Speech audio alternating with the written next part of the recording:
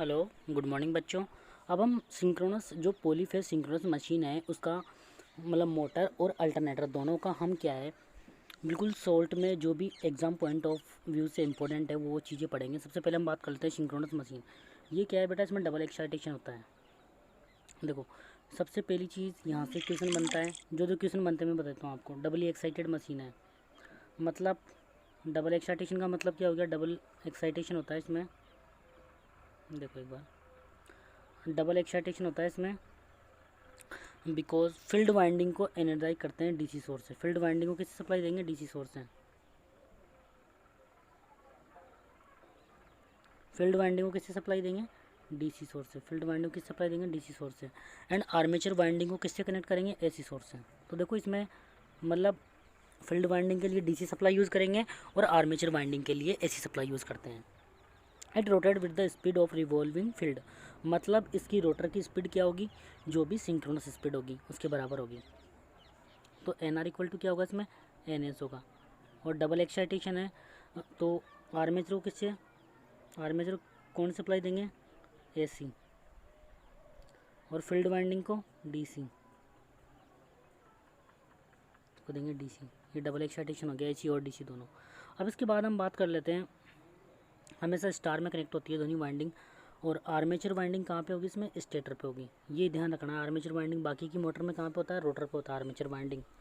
और field winding कहाँ पे होती है, स्टेटर पे होती है। बट इसमें उल्टा होता है, चाहे इंडक्शन मोटर हो, कोई सी भी डीसी मोटर हो, सब में आर्मेचर वाइंडिंग किस पे होती है, रोटर पे होती है। और फील्ड वाइंडिंग किस पे होती है, स्टेटर पे होती है। बट इसमें जस्ट उल्टा होता है, आर्मेचर वाइंडिंग किस पे होगी, स्टेटर पे होगी। मतलब ये स्थिर रहेगी, घूमेगी कौन सी, field winding. Field winding rotor में होती है। ठीक है, यहाँ तक आपको समझ में आया। अब हम सिंक्रोनस स्पीड का फॉर्मूला देख लेते हैं। एन एस इक्वल टू क्या होता है, 120 F upon P. N S equal to 120 F upon P. इसका मतलब क्या है, एफ का मतलब फ्रीक्वेंसी सप्लाई की और पी का मतलब नंबर ऑफ पोल्स, मोटर में कितने पोल है। इसके बाद हम बात कर लेते हैं, हाँ, वाइंडिंग फैक्टर के डब्ल्यू इक्वल टू होता है के पी इंटू के D. Pitch factor into distribution factor, मतलब वाइंडिंग फैक्टर निकालना है तो पिच फैक्टर और डिस्ट्रीब्यूशन फैक्टर को मल्टीप्लाई कर देंगे। ठीक है, यहाँ तक समझ में आया आपको। नेक्स्ट हम बात करते हैं साइलेंट पोल रोटर की बात करते हैं। देखो, हाँ, salient pole winding constraint winding and connected in series, मतलब जो भी साइलेंट पोल रोटर होगा, रोटर, तो इस पर रोटर पे क्या होगी, फील्ड वाइंडिंग होगी। तो साइलेंट पोल वाइंडिंग कौन सी होती है, कंस्ट्रेंट वाइंडिंग, जिससे ट्रांसफार्मर में होती है, मतलब उस पर लिपटी हुई होगी और सीरीज में कनेक्टेड होती है। ठीक है, डी एक्सिस होती है, इसमें दो एक्सिस होती है। डी एक्सिस डायरेक्ट एक्सिस और क्वाड्रेचर एक्सिस दोनों क्या होती है, एक दूसरे से रेक्टिकली 90 डिग्री प्लेस पे होती है। ठीक है, एयर गैप मिनिमम होता है along D axis and maximum along Q axis. D axis के अकॉर्डिंग एयर गैप मिनिमम होगा और क्यू एक्सिस के अलोंग मैक्सिमम होगा। मतलब जो भी देखो, जैसे ये डायग्राम में यहाँ पे एयर गैप कम होगा, मतलब सेंटर की तरफ कम होगा और पोल की तरफ बढ़ता जाएगा ऐसे। तो सेंटर की तरफ कम होगा, बाद में बढ़ता जाएगा। Salient pole machine drive at low speed, hence called low speed alternator और हाइड्रो अल्टरनेटर। मतलब क्या है, जो साइलेंट पोल मशीन है हमारे पास, इसकी स्पीड बहुत लो होती है। इसकी अगर स्पीड लो होती है तो क्या होगा, इसकी कहाँ पे यूज़ करेंगे, इसका जहाँ पे लो स्पीड चाहिए। तो कौन से कहाँ पे होती है, हाइड्रो अल्टरनेटर में लो स्पीड चाहिए, इसलिए हम कहाँ पे यूज़ करेंगे, हाइड्रो पावर प्लांट में इसका यूज़ करेंगे। इसके बाद हम बात कर लेते हैं, salient pole rotor has large diameter and small axial length. देखो इसकी डायामीटर क्या है, देखो मैं आपको एग्जांपल के लिए बता देता हूँ। इसकी डायामीटर क्या होगी, लार्ज, और स्मॉल एक्सिल लेंथ होगी, ये आपको याद रखना है।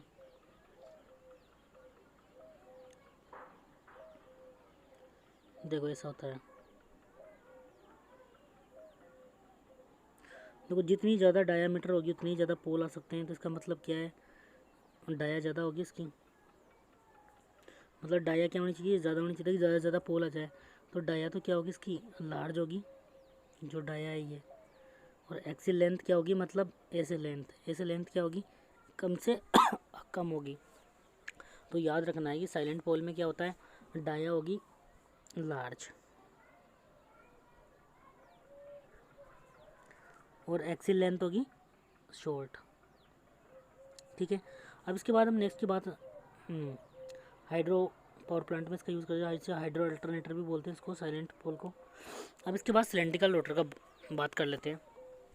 Field winding is distributed. देखो साइलेंट पोल में तो कौन सी होती है, कंस्टेंट वाइंडिंग होती है, और इसमें क्या है, इसमें कैसी होती है, इसमें ऐसा होगा,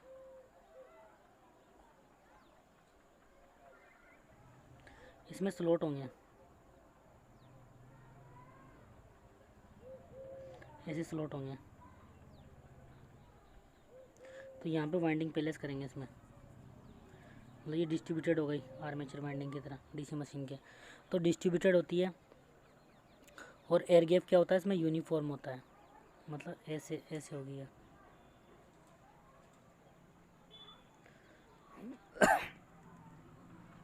ऐसी होगी। तो एयर गैप क्या होता है, इसमें यूनिफॉर्म होता है, बल्कि साइलेंट पोल में सेंटर पे कम होता है, बाद में बढ़ जाता है। It can drive and hard, इसको ज़्यादा स्पीड पे चला सकते हैं। अगर उसको चलाएंगे हम साइलेंट पोल को तो उसके पोल टूट जाएंगे, क्योंकि इसकी क्या है, डाया बहुत लार्ज है। तो इसलिए टर्बो जनरेटर में इसका यूज़ करते हैं हाई स्पीड के लिए। हाई स्पीड में कहाँ पे, हाई स्पीड में किसका यूज़ करेंगे, सिलेंड्रिकल रोटर का। सिलेंड्रिकल रोटर में देखो क्या होगा, ऐसा होता है सिलेंड्रिकल रोटर। तो यहाँ पे स्लॉट होंगे ऐसे। तो क्या होना चाहिए, इसकी डाया तो क्या होना चाहिए, स्मॉल होना चाहिए, और एक्सिल लेंथ क्या होना चाहिए, लार्ज होना चाहिए। देखो डायग्राम से पता चल रहा है। तो इसकी डाया तो क्या होगी, स्मॉल होगी, और एक्सिल लेंथ लार्ज होगी। साइलेंट पोल में ज़्यादा से ज़्यादा पोल रखने, इसलिए हम क्या करेंगे, डाया बढ़ाएंगे और एक्सिल लेंथ कम कर देंगे। ठीक है, यहाँ तक समझ में आया आपको। The in alternator the main field MMF leads the air gap MMF and air gap MMF leads to armature therefore in alternator main field MMF is most leading. चलो ये हमारे काम का नहीं है, जो काम की चीज़ें वो पढ़ेंगे। अब हम बात कर लेते हैं आर्मेचर रिएक्शन की। तो देखो अगर स्टार्टिंग में हमारा जो नो लोड होगा, नो लोड पे क्या होगा बेटा, आर्मेचर करंट जीरो होगा, ये फील्ड वाइंडिंग हो गई, ये आर्मेचर वाइंडिंग हो गई। अगर कोई भी लोड नहीं है तो आर्मेचर करंट क्या होगा, ज़ीरो होगा। यहाँ पे कुछ फील्ड सप्लाई होगी, EF, कुछ भी वोल्टेज होगा, इसमें फील्ड करंट फ्लो होगा, इसका फ्लक्स होगा φF। तो ग्राफ किस किस के बीच बनाएंगे हम, सबसे पहले कर्व बनेगा नो लोड पे EF और IF के बीच। तो ये दोनों में से क्या होते हैं, परपेंडिकुलर होते हैं। अब हम बात करते हैं आर्मेचर करंट की। तो देखो आर्मेचर करंट अगर लोड लगाएंगे तो सबसे पहले हम बात कर लेते हैं यूनिटी पावर फैक्टर पर। देखो यूनिटी पावर फैक्टर का मतलब क्या हो गया, पावर फैक्टर किस किस के बीच का एंगल है, ये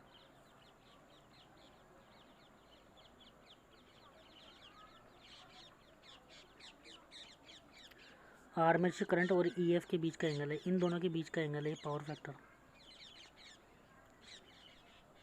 फील्ड वोल्टेज और आर्मेचर करंट का। देखो सबसे पहले हम देखते हैं यूनिटी पावर फैक्टर, मतलब EF और IF सेम डायरेक्शन में हो।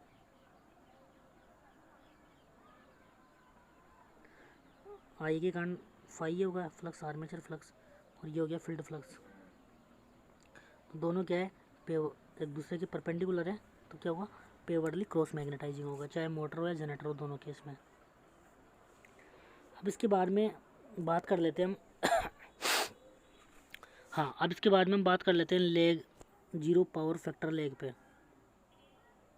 तो देखो जीरो पावर फैक्टर लेग होगा तो EF से क्या होगा, 90 डिग्री लेग करेगा।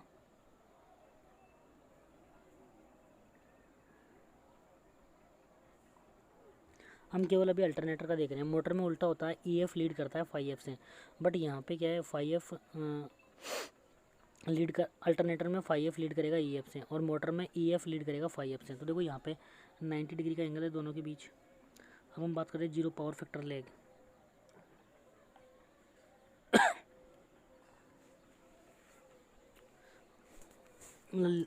जीरो पावर फैक्टर लेग पे क्या होगा, 90 डिग्री से लेग करेगा आइए, तो क्या होगा, पेवरली डीमैग्नेटाइजिंग इफेक्ट होगा किसमें, अल्टरनेटर में, और मोटर में इसका उल्टा हो जाएगा, इसका उल्टा बोल देंगे हम। देखो पेवरली डीमैग्नेटाइजिंग हो गया, तो इसमें क्या हो गया, पेवरली मैग्नेटाइजिंग हो जाएगा मोटर में। Zero power factor lead, zero power factor lead पे क्या होगा, ये हो गया EF, मतलब 90 डिग्री लीड करेगा EF से आइए, देखो ये हो गया आइए, और φF। तो आर्मेचर फ्लक्स और फील्ड फ्लक्स दोनों सेम डायरेक्शन में है, तो इसलिए क्या हो जाएगा, मैग्नेटाइजिंग हो जाएगा लीड पे, किसमें, अल्टरनेटर में। मोटर में इसका उल्टा हो जाएगा, क्या हो जाएगा, डीमैग्नेटाइजिंग। अब जीरो पावर फैक्टर लेग पे क्या होगा, देखो ये हो गया EF, और ये हो गया IF या फाई एफ बोल दो इसको। तो ये 0.8 से लेग कर रहा है ये। अगर ये लेग कर रहा है तो देखो इसका दो पार्ट हो जाएंगे, यहाँ पे आ जाएगा, नीचे आ जाएगा cos theta, IA cos theta, और यहाँ पे आ जाएगा IA साइन थीटा। तो क्या हो जाएगा, पार्शली डीमैग्नेटाइजिंग और पार्शली क्रॉस मैग्नेटाइजिंग। ठीक है ये हो गया अल्टरनेटर में, दोनों में सेम हो जाएगा, अल्टरनेटर और मोटर में। और ऐसे ही लीड पे हो जाएगा, इसमें मैग्नेटाइजिंग और क्रॉस मैग्नेटाइजिंग हो जाएगा। देखो यहाँ पे जो आर्मेचर करंट है, एक यहाँ पे आ जाएगा cos theta, IA cos theta, और IA साइन थीटा यहाँ पे आ जाएगा। ठीक है, तो ये तो हो गई हमारी इसकी बात। अब इसके बाद हम आगे चलते हैं, वी कर्व की बात कर लेते हैं। सबसे पहले हम अल्टरनेटर के लिए बात कर रहे हैं, तो अल्टरनेटर में क्या है, EF ग्रेटर देन EF, इसके लिए फॉर्मूला होता है Q equal to V/X, reactive power के लिए EF cos del minus V। अब हम बात कर रहे हैं ओवर एक्साइटेशन की। तो ओवर एक्साइटेशन में क्या होगा, EF कोस डेल V से ज़्यादा होगा, मतलब EF कोस डेल किससे ज़्यादा होगा, V से ज़्यादा होगा। अगर V से ज़्यादा होगा तो क्यों क्या हो गया, पॉजिटिव। क्यों पॉजिटिव हो गया, इसका मतलब क्या है, लीडिंग पावर फैक्टर हो गया। नहीं, इसका पॉजिटिव का मतलब है लैगिंग पावर फैक्टर। देखो यहाँ पे जैसा कि आपको दिखाया गया है, देखो ये फॉर्मूला हो गया हमारे पास। अब बात कर रहे हैं हम ओवर एक्साइटेशन की। तो ओवर एक्साइटेशन में क्या हो गया, ये रहा ओवर एक्साइटेशन। तो EF कोस डेल V से ज़्यादा हो गया, तो इसका मतलब क्या आ गया, क्यों पॉजिटिव आ गया। क्यों पॉजिटिव आ गया, इसका मतलब लैगिंग पावर फैक्टर हो गया। रिएक्टिव पावर अगर पॉजिटिव आती है तो इसका मतलब क्या है, लैगिंग पावर फैक्टर। तो ओवर एक्साइटेशन पे तो क्या होगा, लैगिंग पावर फैक्टर होगा। देखो ये दिखाया गया है वी कर्व में। अगर अंडर एक्साइटेशन होगा तो V ज़्यादा होगा EF कोस डेल से, मतलब फील्ड वोल्टेज जो भी सप्लाई वोल्टेज है उससे कम होगा तो EF कोस डेल किससे लेस देन होगा, V से। देखो ये लिखा हुआ EF कोस डेल V से लेस देन होगा। तो देखो इस फॉर्मूले में वैल्यू पुट करके देख लो, अगर V ज़्यादा है तो क्यों क्या आ जाएगा यहाँ पे, अगर V ज़्यादा है EF कोस डेल से तो क्या आ जाएगा, नेगेटिव आ जाएगा। इसका मतलब क्या होगा, लीडिंग पावर फैक्टर। तो अंडर एक्साइटेशन में हमेशा क्या होगा, लीडिंग पावर फैक्टर होगा। और ये वाला क्वेश्चन भी अक्सर एग्जाम में आता है, आपको याद रखना है कि वी कर्व किसके बीच ड्रा करते हैं, आर्मेचर करंट तथा फील्ड करंट के बीच। देखो ये ड्रा किया गया है। ठीक है, इतना समझ में आया। ये किसकी बात हो रही है, अल्टरनेटर की बात हो रही है। अब हम बात करते हैं वी कर्व सिंक्रोनस मोटर के लिए। V curve for synchronous motor. देखो सिंक्रोनस मोटर के लिए फॉर्मूला क्या होता है, इसमें EF कोस डेल पीछे आ जाएगा। देखो ये रहा फॉर्मूला, ये आपको याद रखना है, Q equal to V/X V माइनस EF कोस डेल। ठीक है, अब हम बात करते हैं सबसे पहले ओवर एक्साइटेशन की। तो ओवर एक्साइटेशन की बात कर रहे हैं तो EF कोस डेल मतलब फील्ड वोल्टेज ज़्यादा होना चाहिए V से, तो EF कोस डेल V से ज़्यादा होगा। अगर EF कोस डेल V से ज़्यादा होगा, देखो इस फॉर्मूले के अकॉर्डिंग देखेंगे हम। देखो अगर EF कोस डेल V से ज़्यादा है तो इस फॉर्मूले में पुट कर देंगे, क्या आ जाएगा, क्यों नेगेटिव आ जाएगा। क्यों नेगेटिव का मतलब क्या है बेटा, लीडिंग पावर फैक्टर। तो अंडर एक्साइटेशन में इसमें क्या आएगा, ओवर एक्साइटेशन में क्यों आ गया नेगेटिव मतलब लीडिंग पावर फैक्टर। तो मोटर की केस में क्या होगा, ओवर एक्साइटेशन में लीडिंग होगा, और अंडर एक्साइटेशन में क्या होगा, अंडर एक्साइटेशन में EF कोस डेल V से लेस देन होगा, मतलब फील्ड का वोल्टेज सप्लाई वोल्टेज से कम होगा। तो इस फॉर्मूले में वैल्यू पुट करेंगे तो यहाँ से क्या आ जाएगा, क्यों पॉजिटिव, क्यों क्या आ जाएगा, पॉजिटिव आ जाएगा। और क्यों पॉजिटिव आ गया, तो क्यों पॉजिटिव का मतलब क्या है, लैगिंग पावर फैक्टर। तो मोटर में क्या होता है अंडर एक्साइटेशन में लैगिंग, ओवर एक्साइटेशन में लीडिंग पावर फैक्टर। जबकि जनरेटर में उल्टा होता है, ओवर एक्साइटेशन पे लैगिंग होता है और अंडर एक्साइटेशन पे लीडिंग होता है। इतना समझ में आया आप लोगों को। अब ठीक है, इसके बाद हम स्टार्टिंग की बात कर लेते हैं। स्टार्टिंग ऑफ सिंक्रोनस मोटर, ये सेल्फ स्टार्टिंग नहीं होती इसको स्टार्ट करने के दो मेथड होते हैं भाई, एक्सटर्नल प्राइमर मूवर के द्वारा मूव करके या फिर डैम्पर वाइंडिंग का यूज़ करके। डैम्पर वाइंडिंग लो रेजिस्टेंस की यूज़ करते हैं जनरेटर में। तो डैम्पर वाइंडिंग क्यों यूज़ करते हैं, हंटिंग को रिड्यूस करने के लिए। देखो जनरेटर में डैम्पर वाइंडिंग का क्या यूज़ है, मोस्ट क्वेश्चन है ये बेटा, ध्यान रखना। लो रेजिस्टेंस की डैम्पर वाइंडिंग यूज़ करते हैं, क्यों, हंटिंग को रिमूव करने के लिए।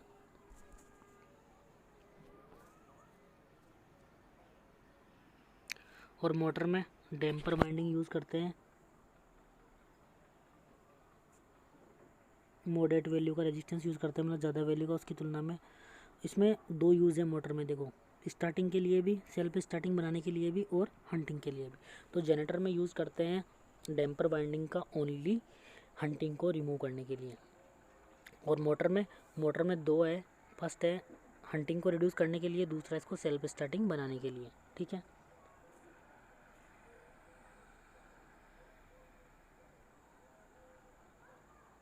देखो पावर एंगल की वैल्यू भी देख लेते हैं। साइलेंट पोल में क्या होती है, 70 होती है फॉर मैक्सिमम पावर आउटपुट के लिए, और सिलेंड्रिकल रोटर में क्या होती है, डेल इक्वल टू 90 होती है फॉर मैक्सिमम पावर आउटपुट के लिए। तो बच्चों, आपको ये वीडियो पसंद आया हो तो दबा के लाइक ठोको, अपने दोस्तों के साथ शेयर करो, चैनल को सब्सक्राइब करो। बहुत मेहनत करके बनाया है वीडियो आप लोगों के लिए।